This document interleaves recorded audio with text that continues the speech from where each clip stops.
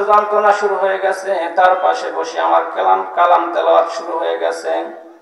এরে ফেরেশতারা, আমার কালাম তেলাওয়াত চলাকালে যদি এখানে মৃত্যুর যন্ত্রণা হয়, আমার কালামের সম্মান থাকবে না, আমার কালামের ইজ্জত রক্ষা করা লাগবে। আমার কোরআনের খাতিরে তার মৃত্যুর যন্ত্রণা হালকা করে দে। আজকের এই মহতি জালসার সম্মানিত সভাপতি সাহেব, প্রধান অতিথি, বিশেষ অতিথি, আমন্ত্রিত ওলামায়ে কেরাম, পদ্মার অন্তরালে আমার মা বোনেরা, আমার সামনে উপবিষ্ট কোরআন পাগল তাওহীদি জনতা, সকলের প্রতি আমার আন্তরিক মোবারকবাদ এবং শুভেচ্ছা ও সালাম। আসসালামু আলাইকুম ওয়া রাহমাতুল্লাহি ওয়া বারাকাতুহু। আপনারা সবাই কেমন আছেন? যেহেতু কোরআনের মজলিস, তাই আমি আমার আলোচনায় যাবার আগে কোরআন সম্পর্কে কিছু তথ্য আপনাদের সামনে পেশ করব। হুজুর আকরাম সাল্লাল্লাহু আলাইহি ওয়াসাল্লাম বলেন, খায়রুকুম মান তাআল্লামাল কুরআন ওয়া আল্লামা। তোমাদের মধ্যে সর্বোত্তম ওই ব্যক্তি যে নিজে কোরআন মাজিদ শিক্ষা করে এবং অপরকে শিক্ষা দেয়। কথা বলেন ঠিক কিনা? তাহলে একজন মাদ্রাসার তলবে ইলম যে ছাত্রটা কোরআন শিক্ষা করলো আর একজন প্রাইমারি ছাত্র, এই দুইজনকে যদি দাঁড় করায় দেওয়া হয়, তাহলে এরা দুইজন কি সমান হবে?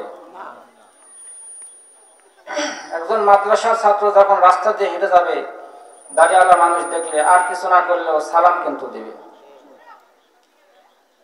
আমি যখন মাদ্রাসায় পড়ছি, আমার অভিজ্ঞতা আছে, ঢিলা করলো টয়লেটের পানি নিয়ে গিয়ে দাঁড়িয়ে থাকতাম ওস্তাদের জন্য এবং সাধারণ মানুষদের জন্য, তাদের দোয়া পাওয়ার জন্য।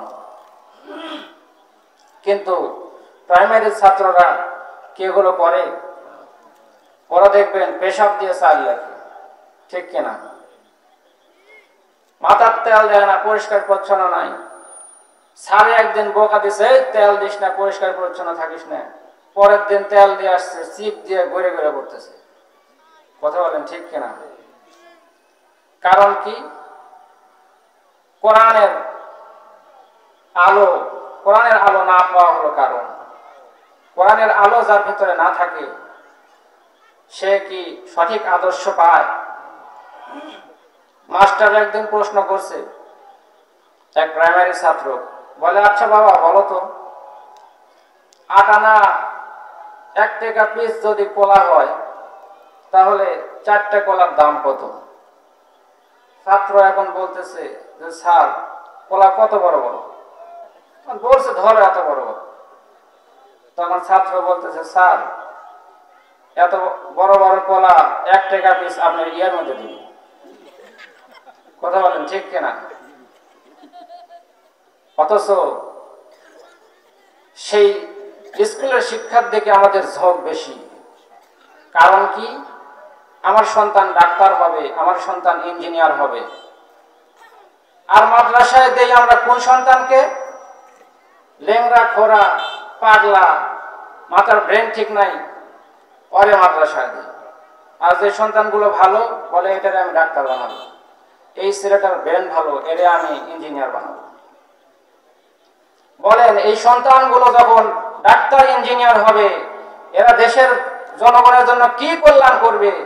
অহেতুক টেস্ট দিয়ে রোগীর ঘাড়ের উপরে বোঝা চাপিয়ে দেবে। বলেন ঠিক কিনা? হালাল হারাম চিন্তা করবে না, মানুষের সাথে ডাকাতি করে, গোসাইগিরি করে টাকা ইনকাম করবে। আবার বাপ দেখবেন সমাজের মধ্যে গর্ব করবে, কিছু না বলতেই দেখবেন আপনার সামনে এসে বলবে, আমার অমুক ছেলের ইনকাম অনেক বেশি, আমার ওই ছেলের 1 মাসের বেতন দিয়ে আমি 6 বার হজ করতে পারবো। বলে, তুমি 6 বার হজ করতে পারবে, তাহলে ওর বেতন কত? বলে, বেতন বেশি না, বেতন 1 লাখ, উপরি কামাই আরো 6 লাখ। উপরি কামাই বুঝেন তো? টেবিলের তল দিয়ে নেওয়া। বলে, তাহলে তোমার ছোটটা সফল হতে পারে নাই, বড় 2টা সফল হয়েছে, একটা ডাক্তার একটা ইঞ্জিনিয়ার। আর ছোটটা মাদ্রাসায় কোরআন শরীফ শিখে মসজিদে আজান দিয়ে খায়, ওইটা জীবনে কিছুই করতে পারলো না, সফল হতে পারলো না। এরকম আছে না নাই? দিন যখন চলে যায়, ওই ব্যক্তি যখন সাকরাতের হাতে ধরা খেয়ে যায়, সাকরাতুল মাউত, মৃত্যুর যন্ত্রণা যখন শুরু হয়ে যায়, বড় সন্তান এসে ডাক দিয়ে বলে, বাবা তাকায় দেখো, আমি তোমার ডাক্তার সন্তান আসছি, তাকায় দেখো। বাবা কথা বলতে পারে না, মনে মনে বলে, তুমি ডাক্তার হয়েছো, তোমার লাভ, আমার কি লাভ। মেজোটা এসে ডাক দিয়ে বলে, বাবা গো দেখো, আমার চেনো নাকি? আমি তোমার ইঞ্জিনিয়ার ছেলে, দেখো আমি তোমার ইঞ্জিনিয়ার ছেলে, তাকায় দেখো, আমার সঙ্গে কথা বলো। বাবা ডাক দিয়া কয়, ইঞ্জিনিয়ার হয়েছো, তোমার লাভ, আমার লাভ কি? আমার তো যন্ত্রণা চলতেছে মৃত্যুর। ছোট সন্তানটা দৌড় দিয়ে এসে বাবার সঙ্গে কোনো কথা নাই, সরাসরি কোরআন শরীফ হাতে নিচ্ছে, বলেন সুবহানাল্লাহ। কোরআন শরীফ হাতে নিয়ে পড়া শুরু করে দিয়েছে। আউযু বিল্লাহি মিনাশ শাইতানির রাজীম, বিসমিল্লাহির রহমানির রহিম, ইয়াসিনুল কুরআনিল হাকীম, ইন্নাকা লামিনাল মুরসালিন আলা সিরাতিন মুস্তাকিম, তানজিলুল আজিজির রহিম। আল্লাহু আকবার। এই আওয়াজ আল্লাহ শুনে কি শুনে না? এই দৃশ্য আল্লাহ দেখে কি দেখে না? মহান মাওলানা কারীম ডাক দিয়ে বলে, ফেরেশতারা আমার বান্দার মৃত্যুর যন্ত্রণা শুরু হয়ে গেছে, তার পাশে বসে আমার কালাম তেলাওয়াত শুরু হয়ে গেছে।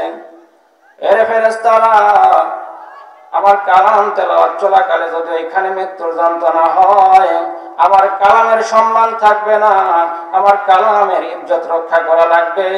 আমার কোরআনের খাতিরে তার মৃত্যুর যন্ত্রণা হালকা করে দে। কোরআনের দাম আছে না নাই? কোরআন অর্জন করলে সফল না বিফল?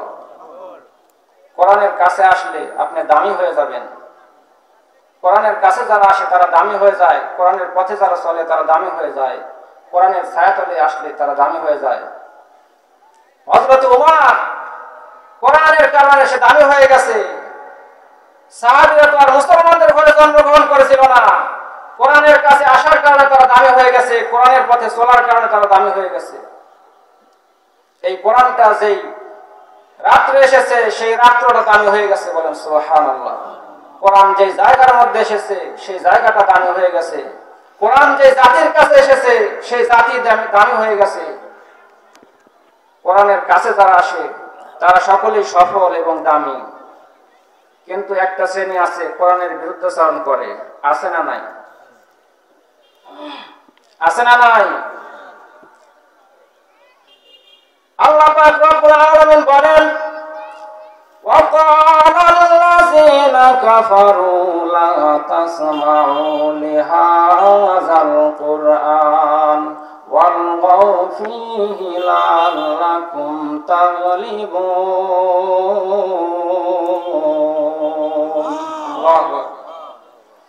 মহান মাওলানা কারীম ডাক দিয়ে বলে, কাফেররা কি বলে রাসূল আপনি জানেন? কাফেররা বলে লা তাসমাউ লিহাযাল কুরআন, তোমরা কোরআন শুনবা না, ওয়ালগাউ ফীহি, হট্টগোল করবা। কোথায় হট্টগোল করবে? যেখানে কোরআনের তেলাওয়াত হবে, কোরআনের আলোচনা হবে, সেইখানে হট্টগোল করবা। লাআল্লাকুম তাগলিবুন, সম্ভবত তোমরা সফল হতে পারবে।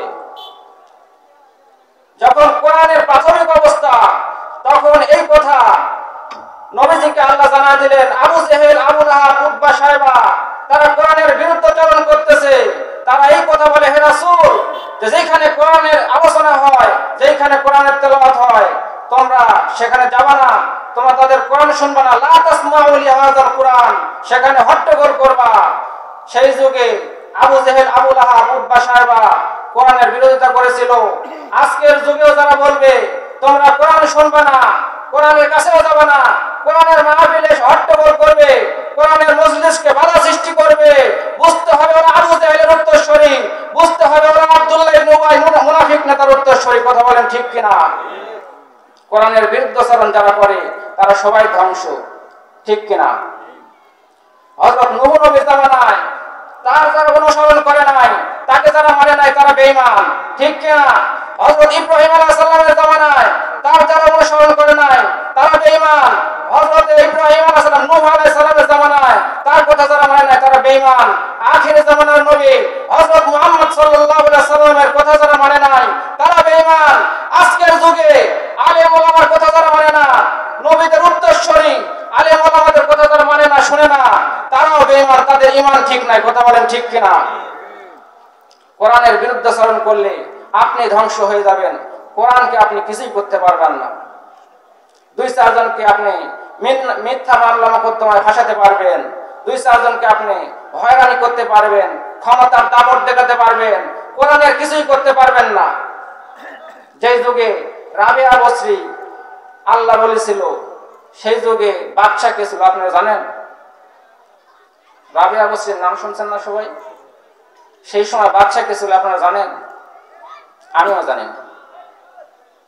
কথাটা বলার উদ্দেশ্য হলো এটাই, রাবিয়া বসরি আল্লাহ ওলি হওয়ার কারণে তারা বিশ্ববাসীর কাছে কিয়ামত পর্যন্ত রাবিয়া বসরি আলোকিত হয়ে গেছে, তার নাম স্মরণে উঠে গেছে। বাদশার কোনো খবর নাই। আজকের থেকে 1000 বছর পরে যারা জালিম শাসক আছে তাদেরকে সবাই ভুলে যাবে।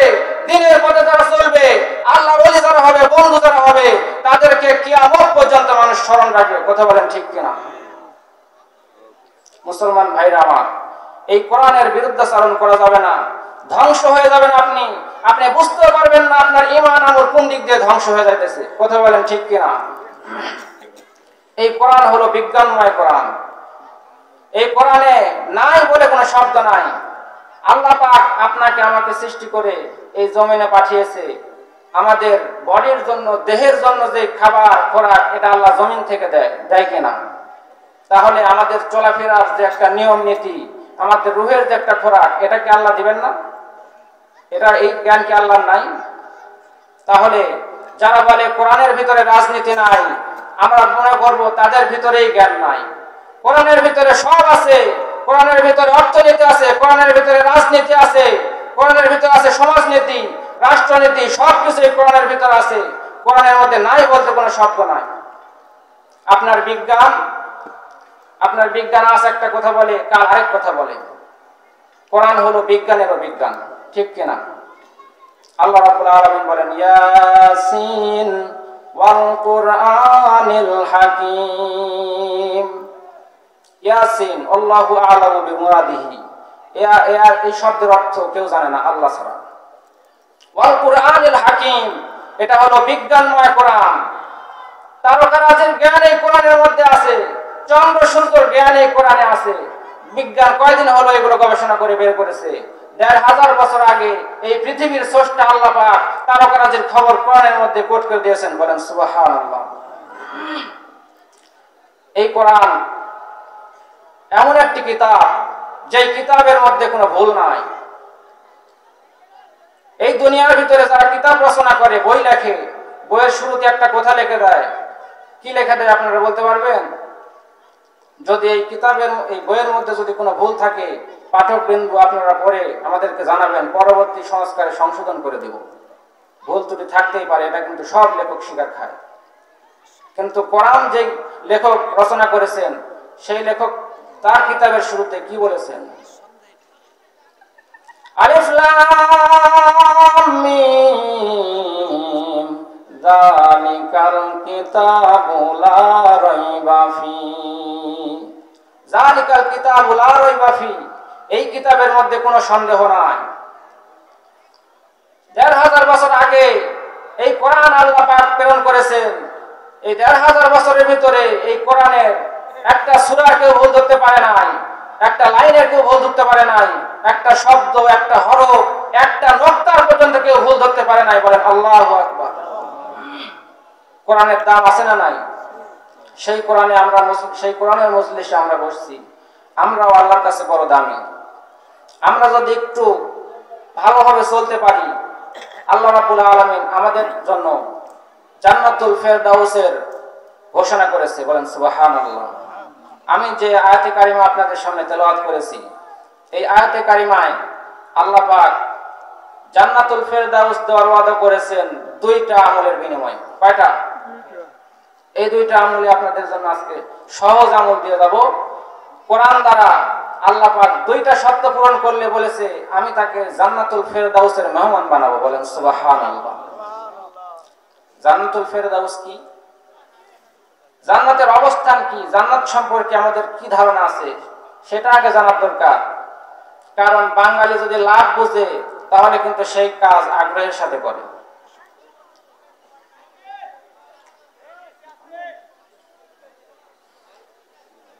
লাভ যদি কেউ না বুঝে সেই কাজের কিন্তু আগ্রহ থাকে না। থাকে জান্নাতুল ফেরদাউস হলো সমস্ত জান্নাতের মাঝখানে অবস্থিত আল্লাহর আরশ আযমের নিচে। বলেন সুবহানাল্লাহ। এই জান্নাতে মানুষদেরকে আল্লাহ কেমন ভাবে দিবেন, আমাদেরকে আল্লাহ কোন হালতে দিবেন, তখন আমাদের অবস্থাটা কেমন হবে? এই পৃথিবীর জমিনে বহু মানুষের বহু রকমের মনের কষ্ট আছে না নাই? কেউ বা বেটে তার মনের মধ্যে কষ্ট, আমি যদি একটু লম্বা হইতে পারতাম তাহলে আমার কতই না ভালো লাগতো। কালো মানুষগুলো চিন্তা করে আমি যদি একটু সুন্দর হইতাম তাহলে না জানি কত ভালো হইতো। মনের কষ্ট আছে না নাই? গরিব মানুষগুলা চিন্তা করে যদি আমার কাছে ধন সম্পদ থাকতো আল্লাহর ইবাদত বন্দেগী গুলো একটু ভালো করে করতাম। ধন সম্পদ দেওয়ার মালিক কে? না দেওয়ার মালিক কে? আল্লাহ। আল্লাহ ইচ্ছা করলে আপনাকে দিতে পারে, ইচ্ছা করলে নাও দিতে পারে, কিন্তু সর্বহালতে তার উপরে কি থাকা লাগবে? খুশি থাকা লাগবে। না দিলে কি রাগ করা যাবে? তুমি কাউকে রাখো গাছতলাতে, কাউকে 10 তলায়, কাউরে খাওয়াও দুধে ভাতে, কেউ 7 দিনেও না খায়। ঠিক কিনা? তুমি কাউকে রাখো 10 তলাতে, কাউরে গাছতলায়, কাউরে খাওয়াও দুধে ভাতে, কেউ 7 দিনেও না খায়। ঠিক কিনা? এরকম আল্লাহ পাক বান্দাদেরকে সম্পদ দিয়ে পরীক্ষা নেয়, আবার সম্পদ না দিয়ে পরীক্ষা নেয়। কাউরে সন্তান নিয়ে গিয়ে পরীক্ষা নেয়। কোনো সময় আল্লাহর উপরে অসন্তুষ্ট হওয়া যাবে না।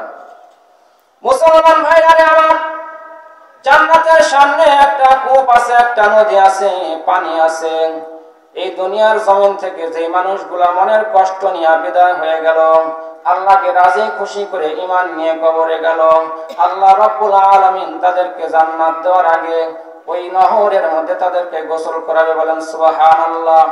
গোসল করার সঙ্গে সঙ্গে মানুষগুলো হয়ে যাবে, গোসল করার সঙ্গে সঙ্গে মানুষগুলো হয়ে যাবে 120 হাত লম্বা আদম আলাইহিস সালামের সমান। কালো মানুষগুলো ফর্সা হয়ে যাবে, বেটে মানুষগুলো লম্বা হয়ে যাবে। বয়স হবে 33, কোনদিন আর 34 হবে না।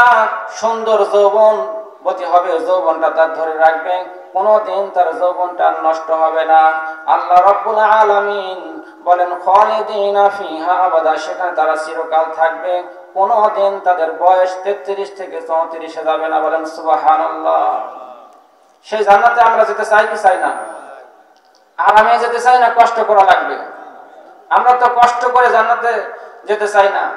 একটু শীতের মধ্যে কম্বল থেকে বের হতে চাই না, একটু ঠান্ডা পানি দিয়ে ওযু করে আমরা নামাজ পড়তে চাই না।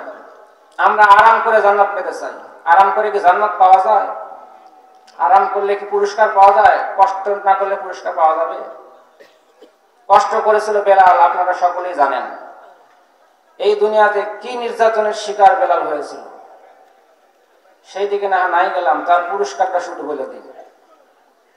হাসরের ময়দানে নবীজিকে যখন উট সাজায় বা ঘোড়া সাজায় তাকে সওয়ার করানো হবে জান্নাতের দিকে, তার উম্মতদেরকে নিয়ে যাওয়ার জন্য যখন তিনি রেডি হবে, সেই উটের পা গুলো স্বর্ণ দিয়ে বাধাই করা থাকবে।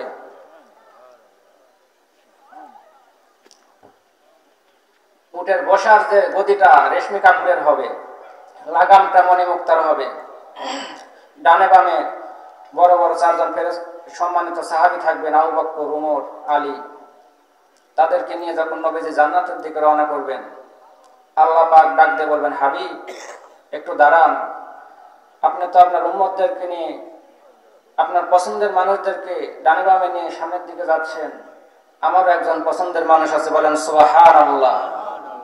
নবীজি বলবে, অবাক হয়ে বলবে, আল্লাহর পছন্দের মানুষ।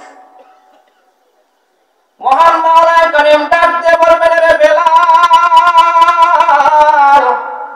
দুনিয়ার জমিনে আমার জন্য বড় কষ্ট করছো রে বেলাল। কত কষ্ট করছো, আমি আল্লাহ ভুলে নাই। আমি আল্লাহর কাছে তুমি বড় প্রিয় হয়ে গেছো। তুমি আমি আল্লাহর পছন্দের মানুষ। বেলাল আসো, আজকে তোমার নবীজির উটের লাগাম ধরে নবীর সাথে সাথে জান্নাতে চলে যাও। সুবহানাল্লাহ। এই পুরস্কার কি বেলাল আরাম করে পাইছে না কষ্ট করা লাগছে? সেই কষ্ট আমরা করবো কি করবো না? আসেন, আল্লাহ কিভাবে দুইটা জান্নাত আমাদেরকে দান, দুইটা আমলের বিনিময়ে জান্নাতুল ফেরদাউস আমাদেরকে নসিব করবেন, সেই দুইটা আমল আপনাদেরকে বলে দেই। আল্লাহ পাক বলেন, ইন্নাল্লাযীনা আমানু ওয়া আমিলুস সলিহাতি কানাত লাহুম জান্নাতুল ফিরদাউসি নুজুলা। আল্লাহু আকবার। আল্লাহ বলেন, ইন্নাল্লাযীনা আমানু, নিশ্চয় যারা ঈমান এনেছে, ওয়া আমিলুস সলিহাত, এবং আমলে সলিহা করেছে। এক নম্বরে ঈমান, দুই নম্বরে হলো নেক আমল। ঈমান এবং নেক আমল যারা, এই দুইটা শর্ত যারা পূরণ করতে পারবে, আমি তাদেরকে কানাত লাহুম জান্নাতুল ফিরদাউসি নুজুলা, জান্নাতুল ফিরদাউসি নুজুলা, তাদেরকে আমি জান্নাতুল ফিরদাউস নসিব করব। বলেন সুবহানাল্লাহ। এখানে নুজুলা শব্দের অর্থ হচ্ছে মেহমান। আমি তাদেরকে জান্নাতুল ফিরদাউসের মেহমান বানাবো। এখন প্রশ্ন করতে পারেন যে আল্লাহ পাক জান্নাতুল ফিরদাউসের মেহমান বানাবে, তাহলে মেহমানেরা তো মেহমানের বাড়িতে বেশি দিন থাকে না। থাকে? মেহমানের বাড়িতে গেলে বেশি দিন থাকে? মুফাসসিরিনে কেরাম ব্যাখ্যা করেছেন, এখানে আল্লাহ মেহমান বলার উদ্দেশ্য হলো, মেহমান যখন আপনার বাড়িতে আসে, আসার পরে তাকে আদর সম্মান করি কি করি না? মেহমান যখন সকালের খাবার খায়, দুপুরের খাবারের চিন্তা কি মেহমানের না বাড়িওয়ালার? বাড়িওয়ালার চিন্তা। এই যে মেহমান যে আনন্দ উল্লাস করে, উপভোগ করে মেহমানের বাড়িতে গিয়ে, আল্লাহ এটা বুঝাইছেন যে তোমরাও জান্নাতে এরকম আনন্দ উল্লাস উপভোগ করবে মেহমানের মতো। তোমরা শুধু আনন্দ উপভোগ করবে, তোমাদের আর কোনো কাজ নাই। এখন আপনারা যদি মনে করেন যে মেহমান বানাবে আমাদের, পরে মনে হয় আবার মেহমানের মতো অল্প টাইম দিবে না, পরবর্তী আয়াতে আল্লাহ বলতেছেন খালিদিনা ফিহা, সেখানে তারা চিরকাল থাকবে। বলেন সুবহানাল্লাহ।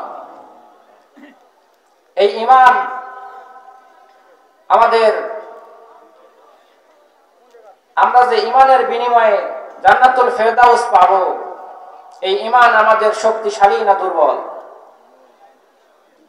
শক্তিশালী না দুর্বল?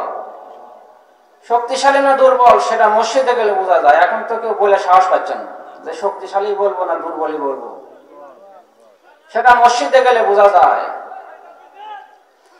কচু পাতায় পানি যেমন করে টলমল, এই জামানায় ঈমান যেন তেমনই দুর্বল। লিল্লাহে তাকবীর, নারায়ে তাকবীর। দ্বিতীয় বক্তার আগমন।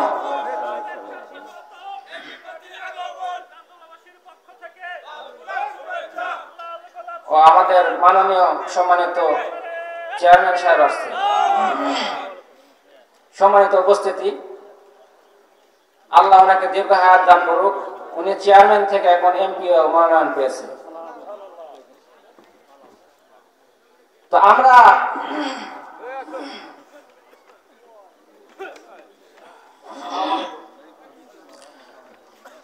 আমরা যে নিজেদেরকে ঈমানদার দাবি করি, আমাদের ঈমানটা কেমন, শক্তিশালী না দুর্বল? আমরা বাপদাদার ঘরে জন্মগ্রহণ করে মুসলমান, আমাদের যুদ্ধ করে সংগ্রাম করে মুসলমানিত্ব অর্জন করতে হয় নাই। কথা বলেন ঠিক কিনা? সাহাবায়ে কেরামরা বুকের রক্ত দিয়ে কষ্ট করে তারা ইসলামটাকে এনেছিলেন, ধারণ করেছিলেন। এই জন্য ইসলামের তাদের কাছে দাম ছিল, মুসলমানিত্বের দাম ছিল। আমাদের ইমানটা কেমন আর সাহাবায়ে কেরামদের ইমান কেমন ছিল, একটা সাহাবীর সঙ্গে আপনারা একটা দৃষ্টান্ত দিব। আব্দুল্লাহ জুল বাজাজাইন, সাহাবীর নাম হলো আব্দুল্লাহ জুল বাজাজাইন। আব্দুল্লাহ জুল বাজাজাইনের এই উপাধি পাওয়ার কারণ হলো তিনি নবীজির একটা চাদরকে 2 টুকরো করে ব্যবহার করেছিল। এই আব্দুল্লাহ জুল বাজাজাইন ইসলামের পূর্বে, ইসলাম গ্রহণের পূর্বে তার নাম ছিল আব্দুল উজ্জা। কি নাম ছিল? আব্দুল উজ্জা।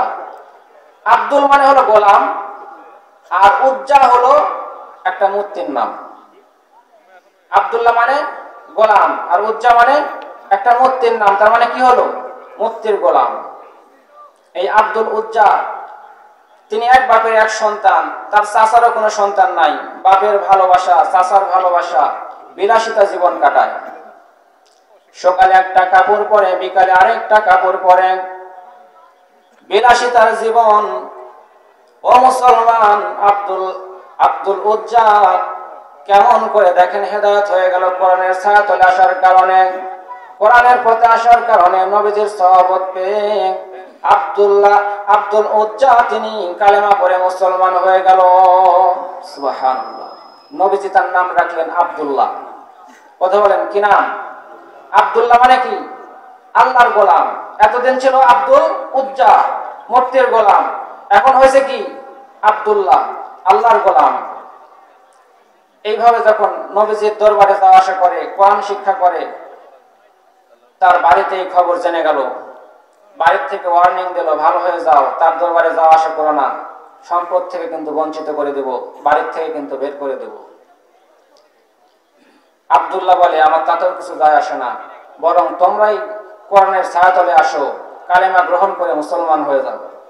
এরকম ভাবে তার বাড়িতে দ্বন্দ্ব বিগ্রহ লাগে। এক পর্যায়ে নবীজি হিজরত করে মদিনায় চলে গেলেন। আব্দুল্লাহ গিয়ে তার বাবা মায়ের কাছে বলল, আব্বা আম্মা, আমার নবীজি মক্কা থেকে মদিনায় চলে গেছে, আমি আর মক্কায় থাকবো না, মদিনায় চলে যাব। মুসলমান ভাইরা রে আমার,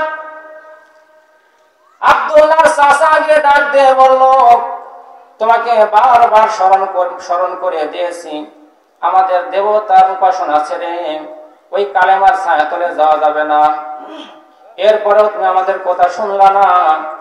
এখন শোনো, তুমি যদি সত্যি মুহাম্মাদের দলে যাইতে চাও, তাহলে সম্পদ থেকে তোমাকে বঞ্চিত করা হবে। আব্দুল্লাহ ডাকতে বলে, আমাকে ভয় দেখায় কোনো লাভ নাই, সম্পদের আশা আমি করি না, আমি ঈমান গ্রহণ করেছি, ঈমানকে আমি মহব্বত করি, সম্পদকে আমি মহব্বত করি না। আব্দুল্লাহকে এবার ডাক দিয়ে বলতেছে, রে আব্দুল উজ্জা, ভালো করে বুঝ, তোর শরীরের কাপড় কিন্তু খুলে নেওয়া হবে। আব্দুল্লাহ ডাক দিয়ে বলতেছে, আচ্ছা সাজান, আমাকে আব্দুল উজ্জা বলবেন না, আমি আর আব্দুল উজ্জা নাই, আমি এখন হয়ে গেছে আব্দুল্লাহ, আমি আর মূর্তির গোলাম নাই, আমি এখন আল্লাহর গোলাম হয়ে গেছি। বলেন সুবহানাল্লাহ। আব্দুল্লাহ ডাক দিয়ে বলতেছে, চাচা, কাপড় খুলে নেওয়ার ভয় দেখায় লাভ নাই, সব কিছু সম্পদ তুমি নিয়ে নাও, আমার শরীরের কাপড় যদি খুলে নাও, আমাকে উলঙ্গ যদি করে ফেলো, তাতেও তো আমার কোনো ভয় নাই। কারণ নবীজের মুখে শুনেছি, হাসরের ময়দানে সমস্ত মানুষগুলো উলঙ্গ হয়ে উঠবে। ঈমানের কারণে যদি এই দুনিয়ার জমিনে আমার উলঙ্গ হওয়া লাগে, আমার কোনো দুঃখ নাই, কষ্ট নাই, কিন্তু কালেমা আমি ছাড়তে পারবো না, ঈমান আমি ছাড়তে পারবো না। এইভাবে যখন আব্দুল্লাহর সমস্ত কাপড় তার চাচা খুলে নিল, উলঙ্গ অবস্থায় দরজার সামনে ডাক দিয়ে বলতেছে, মায়ের কাছে গিয়ে ডাক দিয়ে বলতেছে, মা, জীবনের মতো বিদায় দাও, আর কোনোদিন মায়ের দাবি নিয়ে তোমার সামনে আসবো না। ও গো মা, আমি উলঙ্গ হয়ে দাঁড়িয়ে আছি, একটা টুকরা কাপড় দাও, আমি মদিনায় চলে যাব, আমার নবীর কাছে চলে যাব, কোনদিন আর মায়ের দাবি নিয়ে তোমার সামনে আসবো না। ছোট্ট একটা কাপড় দিয়েছে বাজান, কাপড়টা দিয়ে যদি নাভি ঢাকে তাহলে হাঁটু বের হয়ে যায়, যদি হাঁটু ঢাকে তাহলে নাভি বের হয়ে যায়। অনেক কষ্ট করতে করতে আব্দুল্লাহ যখন মদিনায় চলে গেলেন, নবীজি ওযু করতেছেন, তাহাজ্জুদের ওয়াক্তে দেখে ছায়ার মতো দাঁড়িয়ে আছে। বলে, কে? ডাক দিয়ে বলতেছে, ইয়া রাসূলুল্লাহ, ইয়া হাবিবাল্লাহ, আমি হলাম আব্দুল্লাহ। বলে, কোন আব্দুল্লাহ? বলে, সেই আব্দুল্লাহ। আব্দুল উজ্জা নাম ক্যান্সেল করে দিয়ে আপনি যার নাম রেখেছিলেন আব্দুল্লাহ, আমি সেই আব্দুল্লাহ। নবীজি ডাক দিয়ে বলে, আব্দুল্লাহ, তোমার এমন হালত কেন? তুমি তো সকালে একটা কাপড় পরো, বিকালে একটা কাপড় পরো, তোমার ছিল বিলাসিতার জীবন, আজকে কেন তোমার এই কষ্টের জীবন?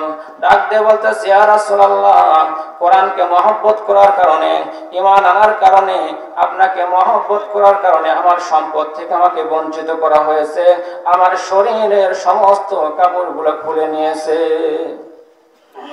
নবীজি তার হুজরার ভিতরে গিয়ে একটা চাদর এনে দিলেন, চাদরটা 2 টুকরা করে সে 1 টুকরা পরলেন, পরিধান করলেন এবং 1 টুকরা গায়ে দিলেন। এই কারণে তার উপাধি হয়ে গেল আব্দুল্লাহ যুল বাজাজাইন। বলেন সুবহানাল্লাহ। আব্দুল্লাহ যুল বাজাজাইন মসজিদের ভিতরে জোরে জোরে কোরআন তেলাওয়াত করে।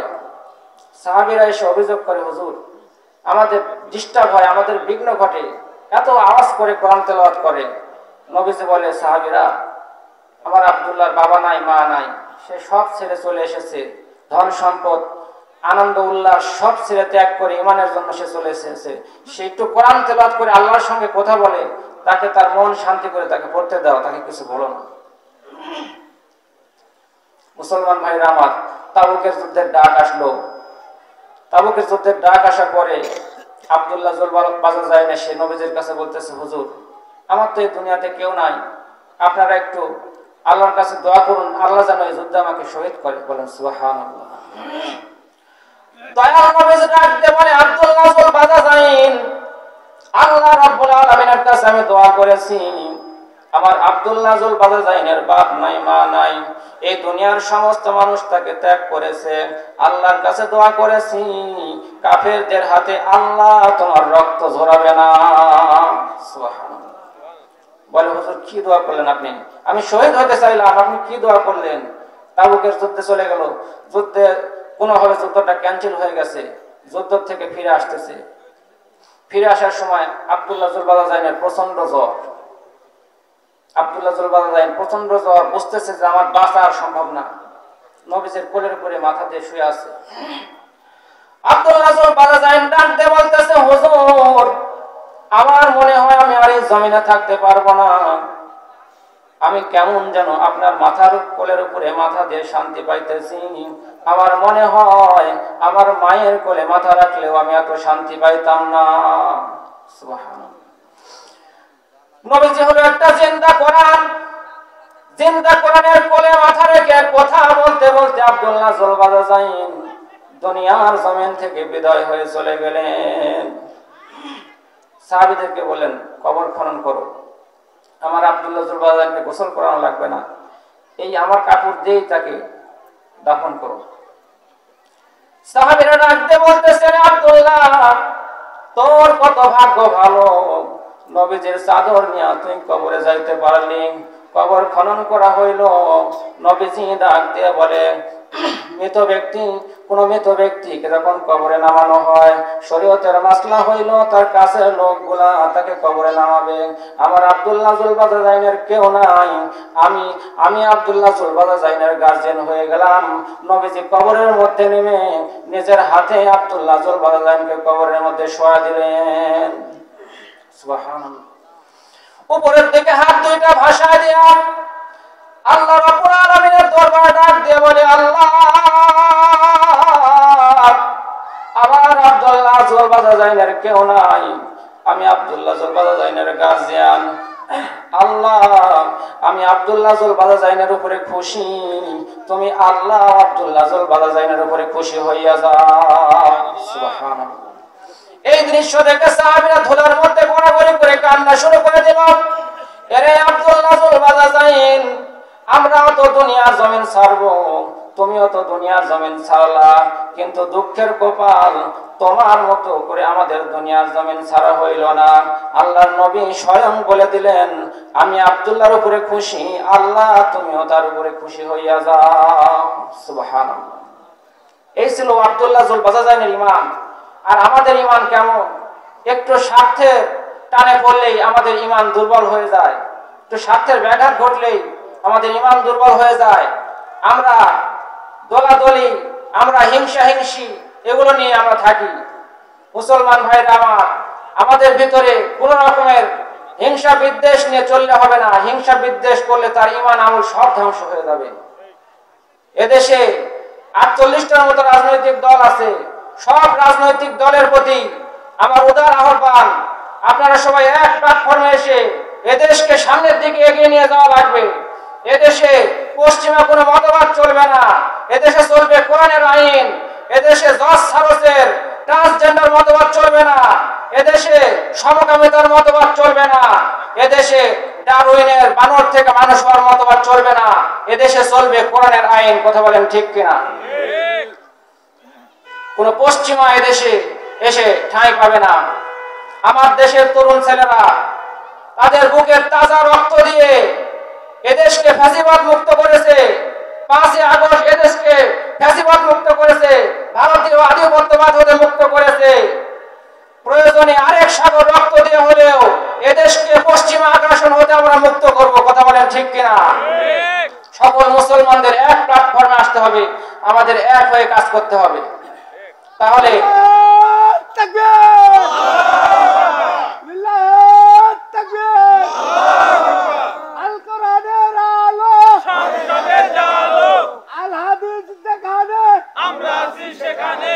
বসেন।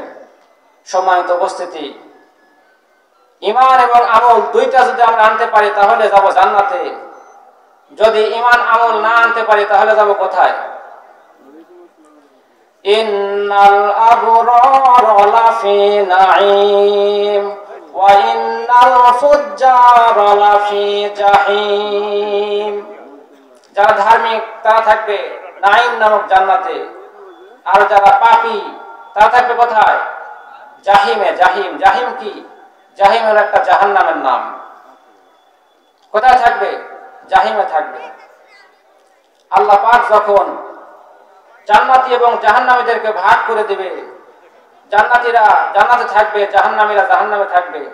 জান্নাতীরা এক সময় আল্লাহর কাছে প্রশ্ন করবে, তাফসিরে মাঝারিতে লেখে যে আল্লাহ, আমাদের সাথে দুনিয়াতে অমুক অমুক ব্যক্তিকে দেখছিলাম, এখন তো তাদেরকে দেখতেছি না, এখানে তারা কোথায়? আল্লাহ বলবেন, তুমি তো এমনি ভালো আছো, তাদের কথা আবার কোন গেল? বলে, না আল্লাহ, তাদেরকে দেখতে মনে চায়, দুনিয়ার জমিনে তাদের সঙ্গে চলাচল করছি। বলবে তারা জাহান্নামের ভিতরে আছে। আল্লাহর সঙ্গে রিকোয়েস্ট করে, অনুরোধ করে তারা জাহান্নামীদের সঙ্গে কথা বলার ব্যবস্থা করবেন, তাদের সামনে থেকে পর্দা সরিয়ে ফেলা হবে। জাহান্নামীরা ডাক দিয়ে বলবেন, মা সালাকাকুম ফি সাকার, কিসে তোমাদেরকে জাহান্নামে আনলো? দুনিয়ার জমিনে তো আমরা একসঙ্গে কৃষি কাজ করতাম, একসঙ্গে হাট বাজার করতাম, একই গ্রামের মধ্যে বসবাস করতাম, কেন গো আজকে তোমরা জাহান্নামের মধ্যে আইলা? জাহান্নামীরা তখন 4টা কারণ বলবে। কয়টা কারণ? 4টা কারণ বলবে। এই 4টা কারণ যদি আমার আপনার ভিতরে থাকে, 4টা কারণ, এই 4টা কর্মসূচি যদি আমরা পালন করি তাহলে আল্লাহ শুকর আদায় করবেন। আর যদি এই 4টা কর্মসূচি যদি আমার আপনার ভিতরে না থাকে তাহলে আজকের থেকে সংশোধন হয়ে যাওয়া লাগবে, না হলে আল্লাহর কোরআন দ্বারা প্রমাণিত জাহান্নাম আপনার জন্য অপেক্ষা করতেছে। কারণ জাহান্নামীদের নিজের মুখে স্বীকারোক্তি, আল্লাহ কোট করে দিয়েছেন, জাহান্নামীরা 4টা কারণে জাহান্নামে গেছে। জান্নাতের কাছে তারা বলতেছে, 1 নম্বর কারণ,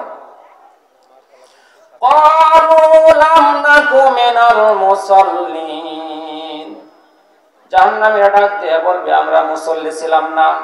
কি ছিলাম না? দুনিয়াতে আমরা মুসল্লি ছিলাম না,